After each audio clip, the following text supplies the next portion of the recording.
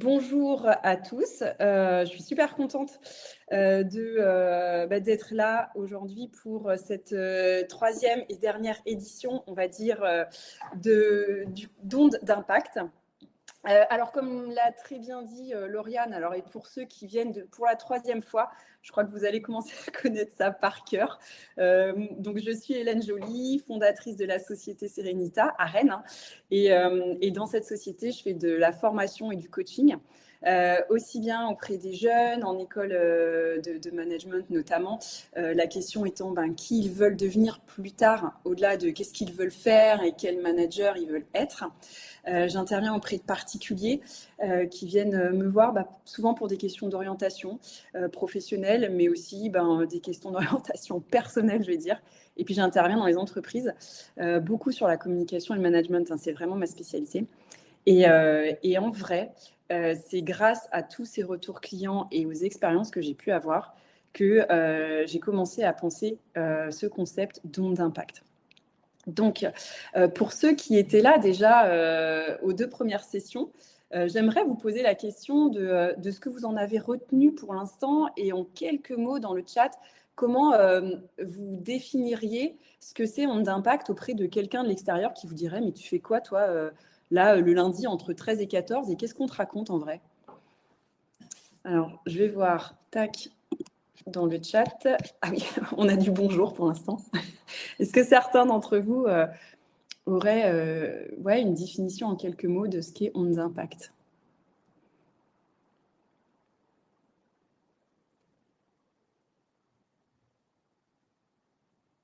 Il y a besoin d'un temps de réflexion a priori. Oui, on peut laisser un petit temps. J'aurais dû mettre une musique de fond. Comme dans les ascenseurs. Tac. Tu me dis après, tu m'aideras, Lauriane. Ah, on voit que certains sont en train d'écrire.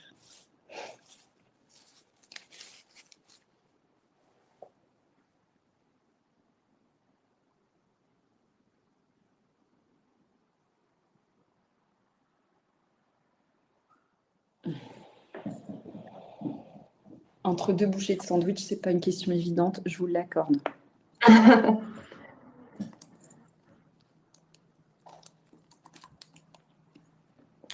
J'attends parce que je vois que certains écrivent. Alors, une réponse dans le chat. Nous avons notre première réponse d'Arnaud, félicitations. Alors, donc, onde d'impact serait avoir conscience qu'on peut avoir un impact en étant soi-même et en retirer de la satisfaction. Merci. Un grand merci. Enfin,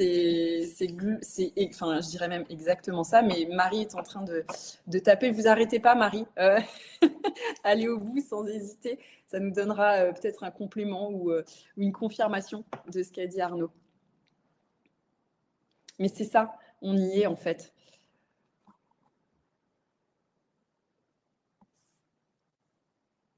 Je laisse le temps juste à Marie de terminer sa phrase. Alors, selon Marie, onde d'impact invite à la réflexion sur l'impact de son comportement lors de situations vécues et événements. C'est tout à fait ça.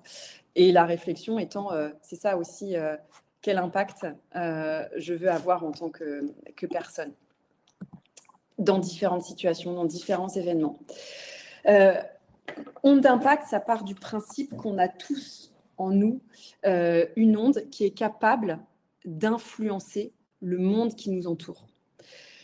Le truc, c'est qu'on en a rarement conscience de cet impact. Et comme l'a très bien dit Arnaud, l'idée, c'est d'aller chercher du coup consciemment quel est cet impact. Et c'est ce que je dis, être un super pouvoir, parce que finalement, quand on en a conscience, effectivement, on en retire de la satisfaction. Et finalement, on peut acquérir une certaine estime de soi, satisfaire une certaine quête du bonheur à travers cet impact. Et l'objectif, c'est qu'on peut briller finalement, c'est de briller et d'impacter par soi-même, sans forcément à chercher à faire mieux ou davantage, mais seulement différemment, voire parfois moins. Et c'est là aussi, je dirais, la force de ce concept, c'est qu'on n'est pas toujours en train de vouloir grimper au-dessus, on est moins dans une idée d'élévation que d'expansion de soi. C'est donc une approche Positive, individuelle et responsable. Positive parce que l'impact, comme l'ont souligné Arnaud et Marie, il est vu dans une optique positive. L'idée, c'est de voir quel impact positif on peut avoir. Heureusement que je ne suis pas en train de chercher à vous dire ayez une influence négative sur votre entourage. On serait complètement à l'opposé des choses et c'est pas en plus ce qui nous amènerait la satisfaction personnelle. C'est une approche individuelle et non individualiste, comme je le dis à chaque fois. Pourquoi ? Parce que ça vient de nous, en fait. On n'attend pas des autres. C'est quelque chose qui est en nous et que l'on étend aux autres. Et puis, c'est une approche responsabilisante parce qu'une fois qu'on en a conscience, justement, on en prend la responsabilité et on se dit, OK, comment je fais peut-être pour aller plus loin ou pour faire différemment, pour avoir cet impact positif que j'ai identifié à travers mon être. Je reprends très rapidement l'acronyme de IMPACT et la raison pour laquelle il y a 2 C, si jamais certains ont oublié ou n'auraient pas encore vu, parce que n'étant pas venus peut-être aux 2 premières sessions. Donc IMPACT est un acronyme, il y a le I étant l'impact, M la mesure parce qu'on n'est pas dans un impact, vous voyez, mondial forcément. C'est un mot qu'on envisage généralement, vous savez, l'impact sociétal, environnemental, avec une très forte connotation de globalisation. Non, en fait, ici, on d'impact, c'est l'impact déjà qu'on peut avoir dans notre quotidien, à notre mesure. Déjà sur nous, et puis sur les gens qui nous entourent. Positivité, parce que c'est un impact positif, on l'a dit. Amour, parce que, en fait, c'est difficile d'avoir un impact positif, déjà quand on s'accorde peu d'amour et qu'on en accorde peu aux autres aussi. Donc, il y a tout ce concept qui est assez intéressant, sur lequel on ne va pas dans ces 3 sessions, mais qui est intéressant quand même. Et puis, la conscience de l'impact que l'on a, qui nous invite à faire des choix.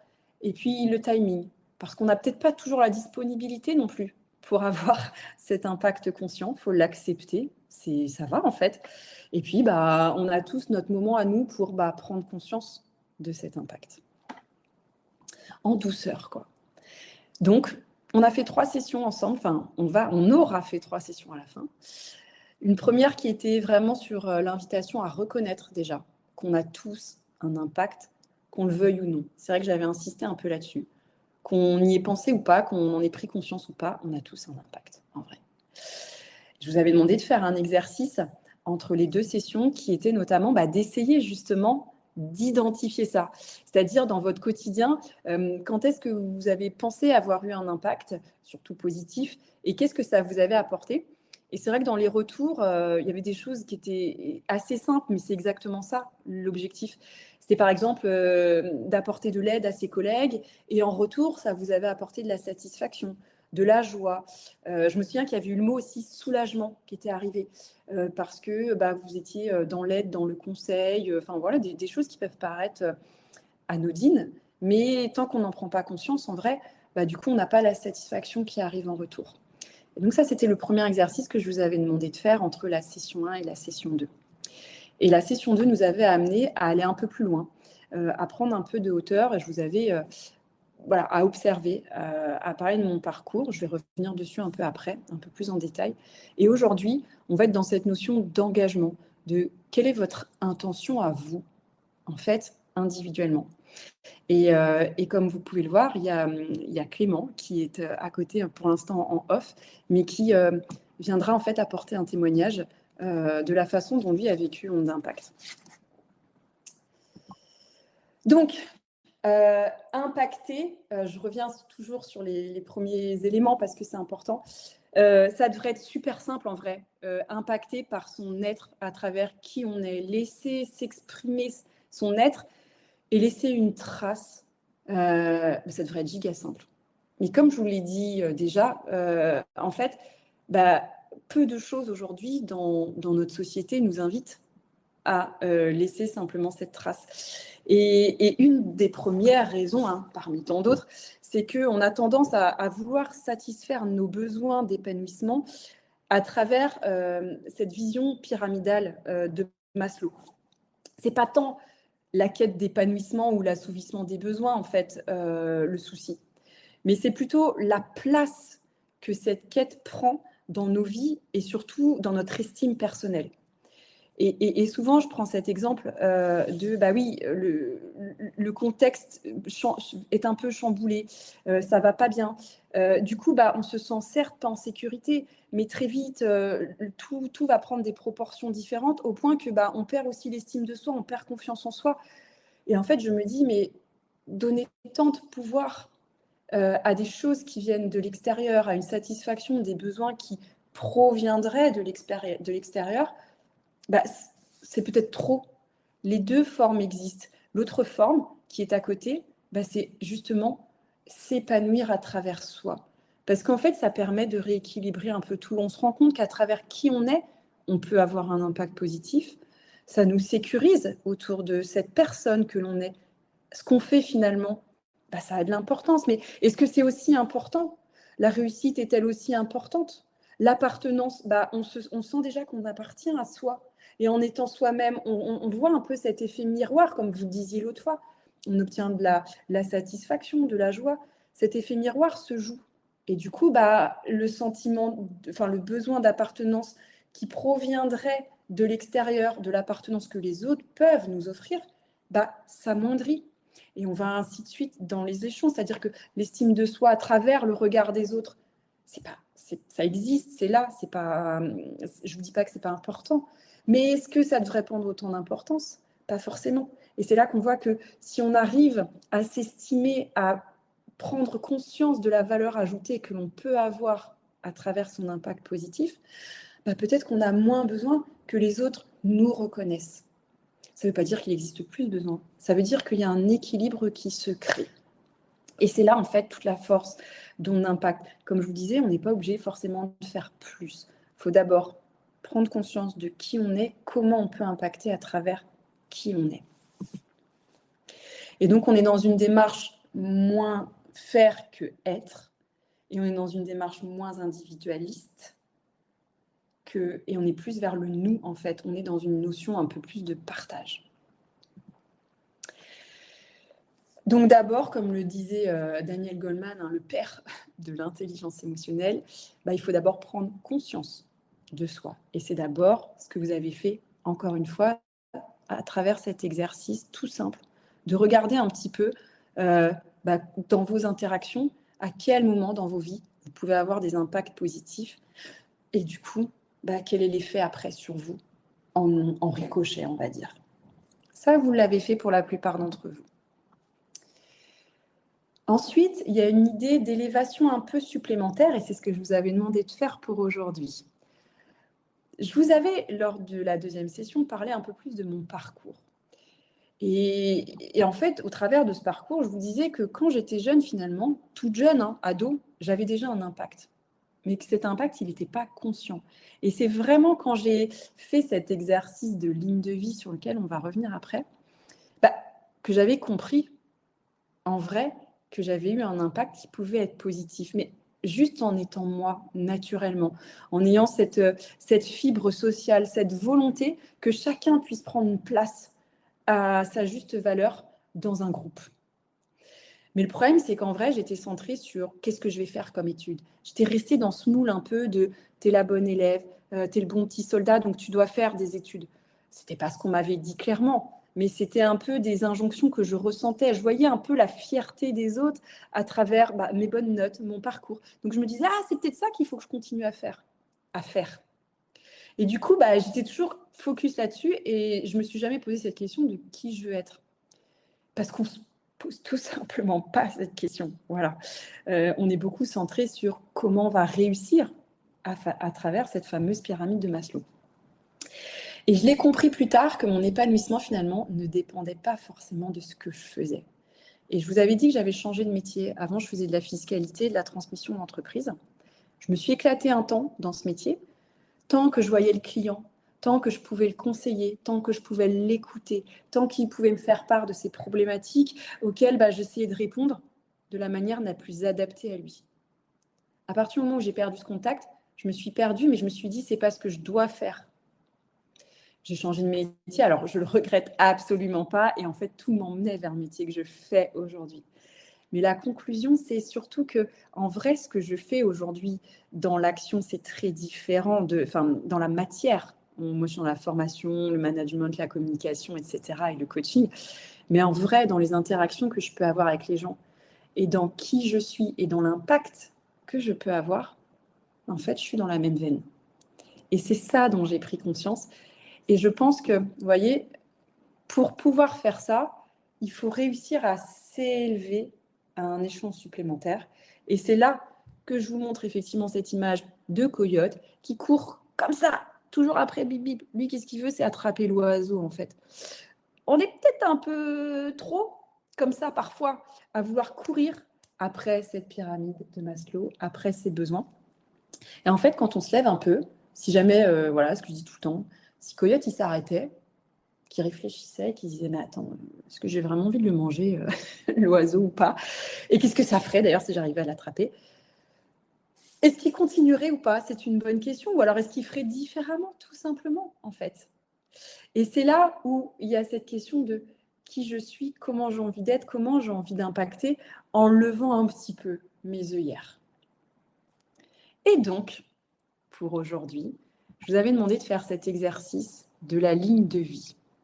L'idée était, alors j'aime beaucoup, volontairement, comme si c'était un crayon en fait que j'avais utilisé parce que souvent quand je vois les lignes de vie que je demande, bah voilà, je me retrouve avec des trucs comme ça, comment dire, des dents de scie un peu dessinées à la main levée.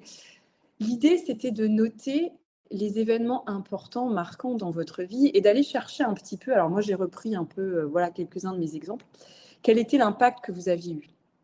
Il y a des moments qui sont plus ou moins hauts, qu'on vit plus ou moins positivement. Mais en fait, l'idée, c'est de se dire, mais quel impact j'ai eu? Est-ce que à ce moment-là, d'ailleurs, j'avais un impact? Est-ce que je parvenais à avoir un impact ou pas? Et si oui, de quel ordre était-il? Et d'en tirer une forme de conclusion, comme j'ai pu le faire quand je vous ai raconté mon parcours. Alors, la première question que je vais vous poser, c'est déjà, est-ce que vous avez réussi à faire cette ligne de vie?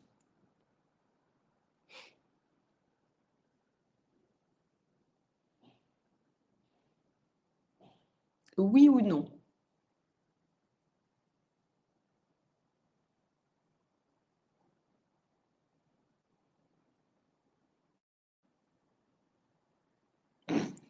Non.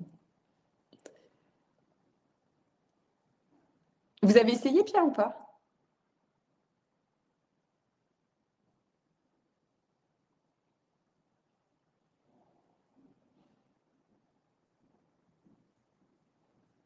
Les autres, n'hésitez pas à prendre le temps de répondre en parallèle. Hein. Ok, trop compliqué.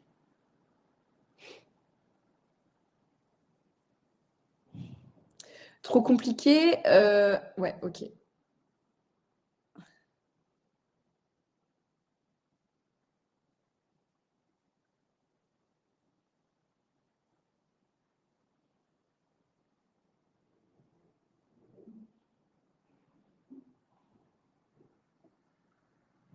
Hmm.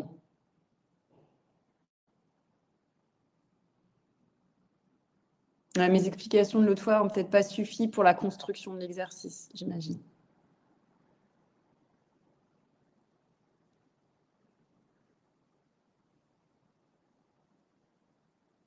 Trop abstrait.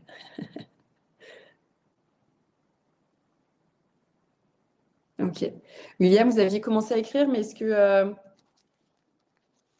vous avez réussi à faire l'exercice? Est-ce que quelqu'un a réussi ou pas, du coup? Ou peut-être qu'on n'a pas les mêmes personnes, j'en sais rien. Tu as quelques personnes Ah. qui n'étaient pas... tu as la moitié qui n'était pas là. Qui n'étaient pas présentes, ouais. Tu as une vingtaine de personnes qui étaient là ou deux.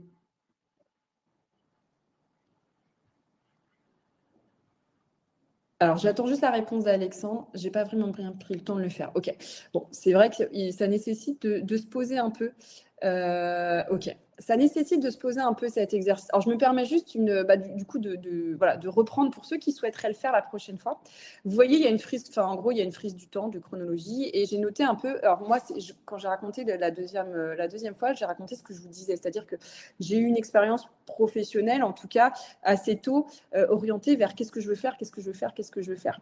Et c'est ce qui m'a un peu perdue, pourtant, qui j'étais dans mes interactions c'était assez clair en fait dès le début, quoi. Enfin, j'ai raconté même une histoire où en cours d'art plastique, on demandait juste un exercice qu'on doit faire individuellement. Et par exemple, et j'en ai plein d'autres, hein, des comme ça. Moi, j'avais proposé à toute la classe de faire un défilé de mode, quoi. Et c'est pas moi qui défilais et machin. Hein, l'objectif n'est pas d'être au centre, mais c'est juste, voilà, de faire interagir tout le monde et d'expliquer, bah tiens, et toi, comment tu te verrais t'habiller. Enfin, c'est tout bête, mais et toi, comment tu te verrais t'habiller? Qu'est-ce que tu veux montrer, etc. Et en fait, c'est quelque chose qui était très tôt, alors à travers plein d'autres exemples, déjà là. Et sauf que bah, je me suis perdue un peu sur qu'est-ce que je veux faire, qu'est-ce que je veux faire. J'ai fait une fac de droit. Et j'étais tellement axée là-dessus que j'ai même pas réfléchi à, bah tiens, à travers qui je suis, en fait, quel métier je pourrais faire. Et pourtant, il y avait des choses très chouettes qui auraient pu arriver. Par exemple, je disais, je pense à juge comme métier, avocat pénaliste et autres. Enfin, quand on est dans vraiment l'écoute, etc., de l'autre, il y a des métiers super qu'on peut exercer. Mais j'étais pas orientée comme ça.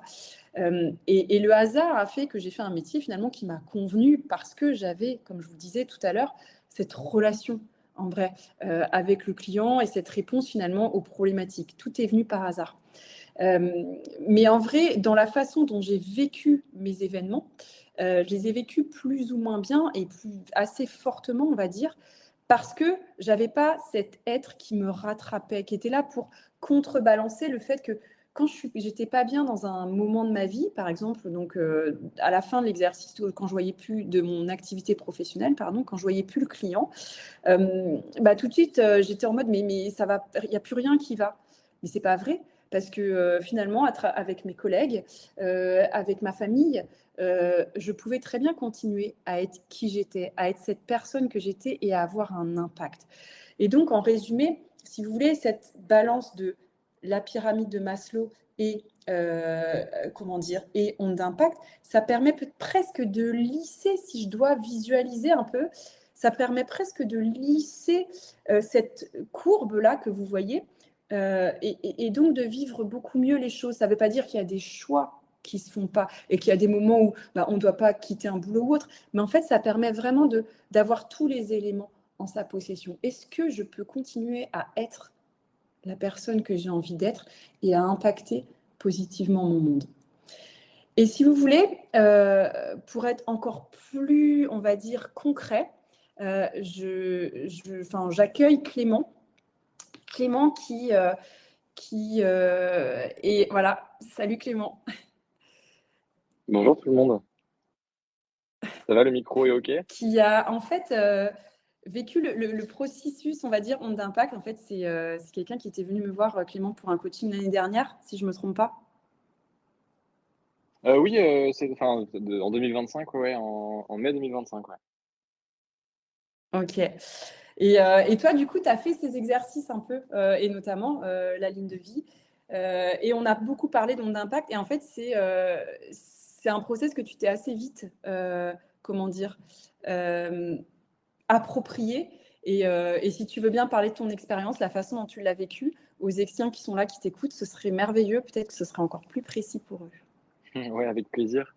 Merci beaucoup pour l'invitation, Hélène. Alors, juste en préambule, je fais appel à votre bienveillance. Je suis papa d'une petite fille depuis 1 mois et les nuits sont un peu compliquées, un peu courtes. Donc, si je suis pas parfaitement clair et parfaitement articulé, vraiment, s'il vous plaît, faites preuve de sympathie et de bienveillance. Ceci étant dit, pour vous donner un tout petit peu de contexte, donc je m'appelle Clément Potier, j'ai 33 ans, je vis également à Rennes. Et donc je suis marié, j'ai 2 enfants et j'ai rencontré Hélène il y a un peu plus de 6 mois, parce que je me trouvais à un moment de ma vie professionnelle surtout, mais aussi un peu personnelle, où j'avais pas mal de questionnements. En gros, j'ai passé les 7 dernières années de ma vie à travailler de façon assez intense pour, une petite marque de vêtements, une petite marque de mode éthique qui s'appelle Loom, dont les bureaux sont basés à Paris et qui est une marque, que j'ai vu grandir et que j'ai vu naître, il y a 10 ans de ça avec, deux anciens collègues qui faisaient appel à moi de temps en temps pour leur filer des petits coups de main pour essayer de construire un peu le projet. Et et c'est une aventure que j'ai rejointe en tant que premier employé en 2019, à partir du moment où le projet a pris un tout petit peu d'ampleur. Et on était trois dans cette boîte au départ, trois associés en gros, hein. Et au fur et à mesure des années, et en fait, pardon, et c'est les premières années, on était trois dans la boîte et il y avait 1000 choses à faire parce que bah, petite structure, un peu en mode un peu start-up. Quand on est trois, on est un peu au four et au moulin. Il y a énormément de choses à faire, hein, pour revenir sur ce que Hélène disait tout à l'heure. On est dans une logique de to-do un peu permanente. Et c'était génial parce que c'était exactement ce qu'il me fallait à ce moment-là de ma vie, hein. J'avais bossé pendant 5-6 ans précédemment et j'avais ce besoin voilà, de dérouler de la to-do un peu pour me sentir hyper valorisé, pour sentir que j'étais utile, pour me sentir bien dans mon quotidien. Et ça, c'était exactement ce qu'il me fallait. Ça a duré pendant plusieurs années, hein, puisque au fur et à mesure, la boîte a un peu grandi. On est passé de 3 à 5 à 9, avec cette logique toujours voilà, j'ai jamais eu dans cette boîte-là, chez Loom, un intitulé de poste extrêmement clair et une fiche de poste extrêmement claire. J'ai toujours été très couteau suisse, ce qui m'a toujours très bien convenu parce que j'aime beaucoup ce côté très polyvalent, jamais 2 semaines qui se ressemblent, avoir la possibilité de travailler sur plein de sujets différents. Voilà, c'est quelque chose que je trouvais absolument génial. Euh, mais il a commencé à se passer un truc dans ma tête il y a 2 ans de ça, après une année où, bah, comme d'habitude, assez intense au moment des entretiens de fin d'année, enfin des moments où on a un peu de temps pour se poser. Je regarde derrière mon épaule sur l'année qui vient de s'écouler et je me rends compte que là, pour la première fois depuis pas mal de temps, l'année qui vient de s'écouler ressemblait étrangement à l'année d'avant. Donc je me dis, ah, bah, c'est la première fois que ça m'arrive, c'est marrant. Bon, OK, pas la meilleure année professionnelle de ma vie, mais bon, c'est pas grave, ça arrive. Je venais d'avoir ma première fille et ça m'a bien ça me convenait bien. Et puis démarre l'année 2024 et puis en fait, bah, la même chose. 1er semestre, très calme, en totale zone de confort, voire pilote automatique, quoi, avec assez peu de nouveautés, quelque part, assez peu de réflexion et vraiment cette logique toujours voilà, de cocher les to do, mais finalement avec des trucs très, très classiques que je connaissais déjà, avec finalement assez peu de challenge, etc.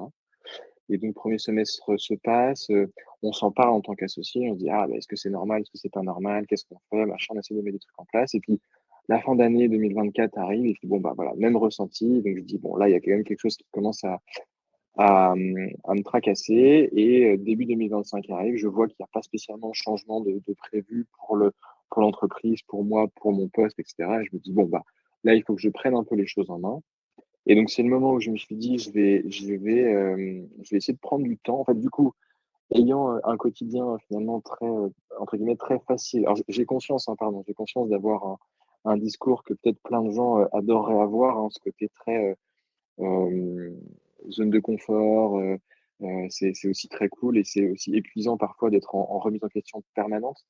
Mais du coup, moi, il y avait quelque chose, il y avait une sorte de tension que je n'arrivais pas à résoudre à ce moment-là. Et donc, je me suis dit, bah, je vais faire un bilan de compétences parce que avec cette sensation de pas trop savoir où j'allais, venait de plus en plus la question de en quoi je suis bon finalement. Parce que j'ai passé 5-6 ans dans une boîte à faire des trucs super différents et à avoir vachement de mal à poser des choses, à synthétiser et à quelque part à valoriser ce en quoi je me sentais voilà, le plus utile dans une boîte et comment vendre les choses à la fois en tant que, enfin, à la fois en extérieur, mais aussi moi pour me rassurer sur ma compétence, sur ma valeur.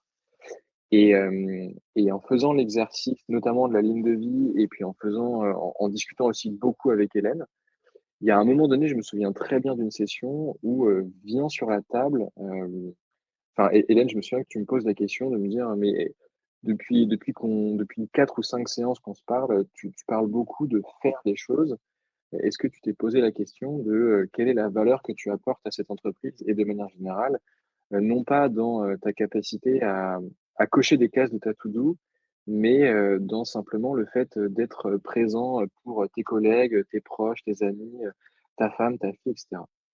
Et alors ça va peut-être faire un peu mélodramatique ce que je vais dire, mais en tout cas, j'ai souvenir d'un moment un peu d'épiphanie parce que j'avais jamais réfléchi aux choses de cette façon et ça mettait le doigt sur un truc, en fait, je pense que je ressentais, mais que je n'osais pas me dire, qui était que, ben, cette idée selon laquelle ma valeur provenait de ma capacité à faire plein de choses dans la boîte, c'était un peu essoufflé et ça correspondait à un moment de ma vie, professionnelle où j'avais cette sensation de d'avoir besoin d'apprendre énormément et donc pour apprendre, d'avoir besoin de faire des trucs et d'être à un niveau de la boîte où finalement il y avait moins ces besoins-là et où du coup, bah, je m'y retrouvais plus spécialement et donc ces discussions qu'on avait eues ensemble m'avaient fait me dire, enfin tu m'avais renvoyé chez moi en me disant: «Bah, réfléchis Clément à ce que tu aimerais apporter autour de toi en tant que personne, dans le boulot, mais aussi à la maison, mais aussi avec tes proches, mais aussi avec ta famille, avec tes parents, avec tes sœurs, avec tes amis», enfin, voilà. Et j'ai souvenir en fait d'un moment où j'ai pas eu spécialement de réponse instantanément, mais en tout cas je sais pas si vous voyez, mais en gros de changer de lunettes et de voir le monde avec une autre paire de lunettes et du coup, à chaque fois que j'avais ces sensations-là dans mon quotidien de me dire: «Oh quelle journée pas terrible, j'ai rien fait de ma journée parce que je n'ai rien coché», de me dire: «Mais en fait, OK, j'ai rien coché, mais qu'est-ce que j'ai fait d'autre qui potentiellement a pu apporter de la valeur?» Peut-être pas à moi directement, mais à mes collègues et à mes proches et en fait, ça m'a permis d'avoir des moments un peu comme ça bah, hyper satisfaisants où je me suis rendu compte que que cet impact que j'avais autour de moi, parfois, il était pas du tout, matériel, il était pas du tout tangible, il était pas du tout quelque part, pas du tout concret, en tout cas à mes yeux, mais il était vachement pour plein de gens. Je vais vous prendre un exemple. Hem, En 2022, fin 2022, ça a été un peu le point culminant de cette phase de d'hyperactivité et de to-do absolu que j'avais dans cette boîte chez Loom. Parce que fin 2022, j'ai, ouvert un point de vente, à Paris pour la marque et donc bah, c'était, l'accomplissement de 6 mois de travail hyper intense avec, vraiment, un travail aussi bien sur des questions RH que des gestions, logistiques, que des achats, que du financement, que, des questions légales, enfin bref, c'était une sorte de voilà, de de de de de conclusion d'une année, complètement folle en termes d'activité. Hem et notamment, ça s'est accompagné du recrutement de plusieurs personnes pour gérer ce point de vente et j'ai passé les premiers mois de ce point de vente à pas mal travailler dans la boutique pour, voilà, apprendre ce que c'était que de gérer un point de vente, apprendre un peu le métier de vendeur, le métier de gestionnaire d'un point de vente, quoi. Ça a duré plusieurs mois, c'était chouette et puis, bah, au fur et à mesure, ne faisant pas ça à temps plein, bah, je me suis rendu compte qu'en fait, les collègues que j'avais recrutés pour gérer ce point de vente-là, ben, évidemment, étaient infiniment meilleurs que moi en conseil clientèle, en gestion du stock, en merchandising, en vitrine, en tout ce que vous voulez. Enfin bref, en gros, ils étaient devenus, bah, les meilleurs possibles dans ces métiers-là, dans l'opérationnel et du coup, je savais plus exactement, quoi leur apporter concrètement. Je me disais: «Ben, en fait, à quoi ça sert que je continue à passer du temps dans cette boutique parce qu'ils sont meilleurs que moi, ils ont plus forcément besoin» et cetera. Mais par ailleurs, ils étaient hyper demandeurs de temps, qualitatif, de points hebdomadaires pour pouvoir, prendre du temps, discuter, que je partage des informations aussi de ce qui se passait du côté des bureaux, avec du partage de aussi, eux, ce qu'ils vivaient sur le terrain. Enfin, en gros, j'ai souvenir d'une fois me dire: «Bon, je vais faire ce point hebdo, mais j'ai rien de particulier à leur dire, j'ai rien de particulier à leur demander, mais bah, j'y vais» et en fait, ça a été un point génial parce que, j'ai été plutôt dans une optique d'écoute et de présence et de management beaucoup moins, descendant et beaucoup plus, collaboratif en ayant en tête, bah, voilà, je simplement peut-être que le fait de prendre du temps, le fait d'être présent, le fait d'être, là où on attend que je sois, c'est peut-être ça en fait qui a de la valeur pour mes collègues et ça a été un moment un peu pivot, qui s'est produit en gros à l'été dernier et qui pareil, à partir de ce moment-là, a permis de vivre les choses de façon aussi beaucoup plus sereine. Hem sans chercher à toujours être dans une espèce de performance absolue et qui, je pense, est aussi la conséquence un peu d'un syndrome du bon élève que je pouvais avoir quand j'étais étudiant et puis jeune employé. Et en fait, ça permet aussi d'avoir vachement confiance en soi, de se dire, mais en fait, voilà, il y a des moments où c'est OK de peut-être un tout petit peu moins préparer ci ou ça. C'est OK de pas être toujours dans une recherche de perfection, parce que la perfection n'existe pas et parce que en fait, les gens, peut-être ce qui les importe, ce qui leur importe, c'est d'avoir aussi une oreille, d'avoir une écoute, une vraie écoute active et une vraie participation dans leur quotidien.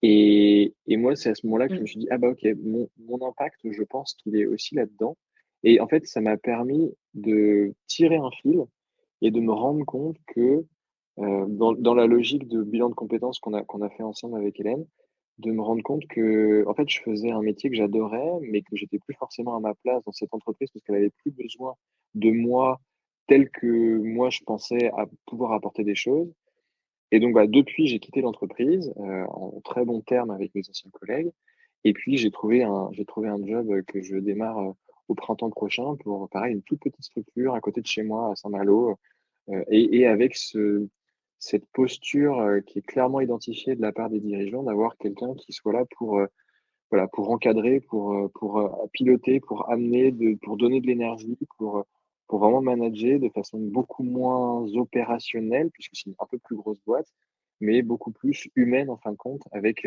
bah, ce besoin d'avoir un impact, bah, au sens dans le sens qu'on a là dans cette heure ensemble, un impact de façon beaucoup plus humain et de façon beaucoup plus quelque part, organique quoi, j'ai envie de dire, et donc je suis très heureux de ça. J'espère que tout va bien se passer, on verra, mais en tout cas, j'ai cette sensation de que ce On te que le ce souhaite. ce changement a été plutôt, encouragé en tout cas par cette prise de conscience qu'on a eue ensemble avec Hélène, il y a quelques mois.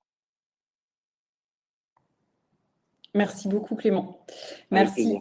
Et en fait, là où je me permets d'appuyer là où tu disais, ces nouvelles lunettes que tu mets, c'est exactement ça. En réalité, je le dis toujours et je vais le redire après, ne changez rien, tout changera.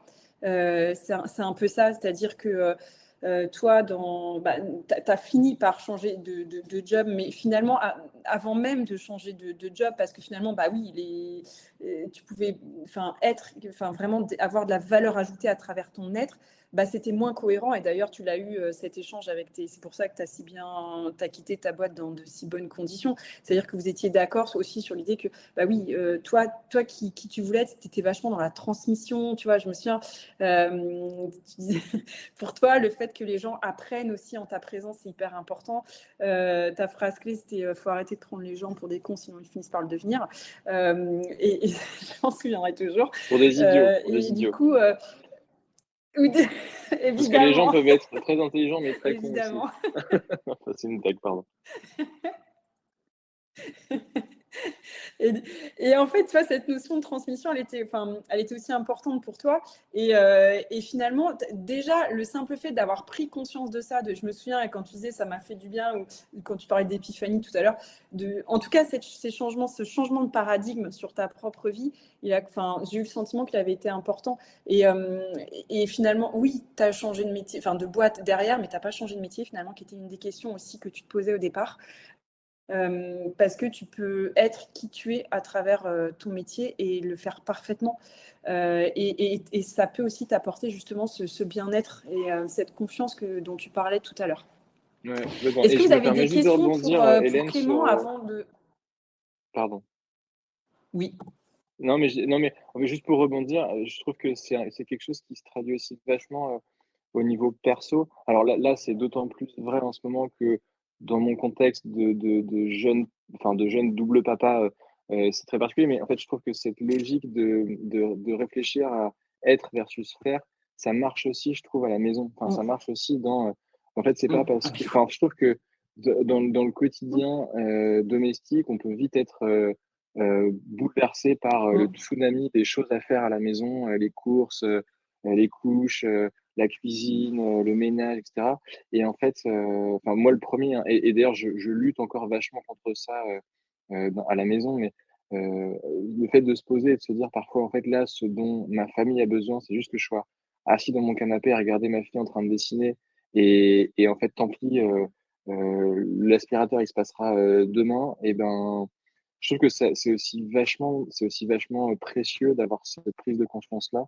Et ça permet aussi de vachement mieux vivre des moments parfois de stress intense ou des moments de bouleversement un peu professionnel, évidemment, mais aussi personnel. Enfin, moi, je trouve que ça m'a ouvert un peu les yeux aussi dans ma vie à la maison, quoi. Donc c'est cool comme exercice. Ouais, et j'ai même envie de te dire, pour aller encore plus loin, même des fois, en passant l'aspirateur, tu peux, ou pas, enfin, j'entends il est génial ton exemple en vrai, mais même des fois, en passant, tu vois, rien que ça aussi, est-ce que je peux aussi passer l'aspirateur en étant peut-être un peu à l'écoute ou attentif à certaines choses. Bon, c'est une question aussi qu'on peut se poser, mais c'est vrai que moi, ma belle-mère m'a toujours dit, les meilleures grand-mères, c'est celles qui ont une maison sale. Bon, voilà. Petit aparté. Elle n'est pas maniaque, ma belle-mère.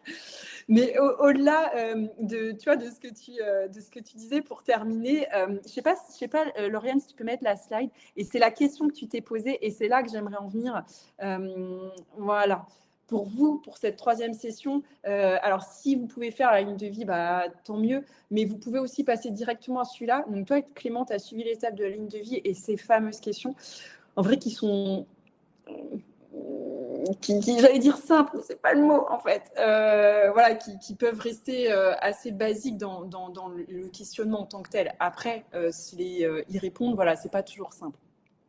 En vrai, on peut diviser en différents domaines. Il y a le domaine personnel, c'est vraiment soi, déjà, en tant que personne. Voilà. Quelle personne j'aimerais incarner ou être, enfin, qui j'aimerais être, en fait. Alors, j'ai pas mis ça parce que je veux être qui je veux être. Waouh, tout de suite, c'est peut-être un peu trop lourd. Donc, c'est pour ça que j'ai mis quelle personne j'aimerais incarner. Qu'est-ce que je fais simplement et qui me demande peu d'efforts, mais qui m'apporte des effets positifs. C'est à travers ça, est-ce que je peux être une personne pour moi aussi qui me plaît, qui m'apporte quelque chose de positif, voilà, tout simplement, en passant l'aspirateur ou pas, n'est-ce pas? D'un point de vue pro, bah, quel impact je souhaite avoir dans ma vie pro, qu'est-ce que j'aimerais qu'on dise de moi dans l'entreprise? Et la question qui va derrière, bien évidemment, c'est bah ouais, mais est-ce que du coup, mon être, est-ce que je suis en cohérence avec ça ou pas, tout simplement. Si j'ai envie qu'on dise de moi que je suis un soutien, on va dire, très important, et qu'en vrai, je suis toujours enfermée dans mon bureau, et quand il y a quelqu'un qui vient me voir, bah, je ne lève pas la tête, bon, bah, ça peut être compliqué. Oui, mais après, ça tient à des comportements finalement assez simples et surtout du quotidien. Et cette question, vous pouvez vous la poser dans chaque domaine qui suit, dans la famille. Voilà, quel parent, quel conjoint j'ai envie d'être. Mais du coup, est-ce que je sens ça? Parce que c'est un truc qu'on sent, c'est un feeling ensuite. On sent l'impact que l'on a à travers un petit retour que l'on peut avoir. Et puis, d'un point de vue social, ça peut être plus loin. J'ai mis quel ami, quel membre, alors pour un membre d'un club, je ne sais pas si bon, c'est partie d'un club, même quel client. C'est tout bête, mais moi je prends souvent l'exemple de la boulangerie en fait. Voilà, quand on achète notre pain, comment on est, quelle posture, est-ce qu'on est dans le partage ou pas, est-ce qu'on en a envie aussi ou pas, hein. Enfin, comme je le disais tout à l'heure, on ne peut pas être tout le temps, 100% du temps, pleinement conscient de tout ce qu'on fait. Enfin, ou alors si vous avez cette capacité, j'aimerais bien vous connaître. Mais et c'est pas ce qu'on vous demande, enfin c'est voilà non plus parce qu'il faut pas se mettre de pression en vrai, mais le sentir de temps en temps, j'ai envie de dire mon Dieu ce que c'est bon et à quel point ça peut permettre, je le redis, hein, de peut-être de lisser un peu plus les moments de down qu'on peut avoir où on se dit mais qu'est-ce que je fous là en fait et à quoi ça sert tout ça. Donc c'est pas une réponse à des questions qui datent depuis Chloé et Homme, mais c'est peut-être une façon d'appréhender la vie sous un autre angle avec des nouvelles lunettes. Voilà, il est là mon magnifique smiley. Et ça peut faire beaucoup de bien en tout cas. Et du coup, j'ai écrit un petit texte avant de terminer pour conclure. Donc, je vais être un peu dans la lecture parce que je me dis que j'ai pesé un peu chaque mot et donc je ne voudrais pas en laisser passer. Et du coup, pour conclure sur ce que c'est onde d'impact, en vrai, je pense que c'est s'offrir une forme de liberté et de sérénité grâce à son impact conscient. Pour cela, pas besoin de grands changements, juste commencer par trouver où est votre valeur ajoutée à vous. Juste à travers qui vous êtes finalement depuis toujours. Laissez aller cet être et donnez-en un peu aux autres. Faites-en profiter ceux qui vous entourent en vrai. N'ayez pas trop d'attentes, mais ressentez les efforts de votre onde qui se répand en douceur, telles les ondulations créées par un caillou à la surface de l'eau. Onde d'impact, c'est s'offrir le temps de prendre cette hauteur d'esprit pour habiter le monde à votre façon. Il faut le faire tous les jours, avec engagement, envers soi et les autres, car on le sait, chaque jour, chaque semaine, chaque mois, chaque année, chaque vie passe vite, trop vite. Alors, on a souvent peur. On a peur de passer à côté de sa vie. Et on pense que passer à côté de sa vie, c'est ne pas avoir réussi sociétalement ou professionnellement. Mais réussir aux yeux de qui en vrai? Je me le demande encore. Je pense que si on ne prend pas quelques minutes chaque jour, chaque semaine, chaque mois, chaque année, dans la vie, pour impacter consciemment et positivement notre monde, à notre niveau, on prend le risque de passer non pas à côté de sa vie, mais à côté de la vie. La vie, c'est beaucoup plus doux, c'est moins pressurisant et moins objectivé. C'est cette étendue d'eau à la surface de laquelle on peut tous laisser une onde positive à notre niveau. Chacun de nous est magnifique, juste parce qu'il est humain. Alors laissons s'exprimer notre magnificence. C'est avec ces mots que je voulais conclure ce qui était Onde d'impact et ce que je souhaiterais qu'on y gagne tous au final, en changeant de lunettes, en changeant pas grand-chose en vrai.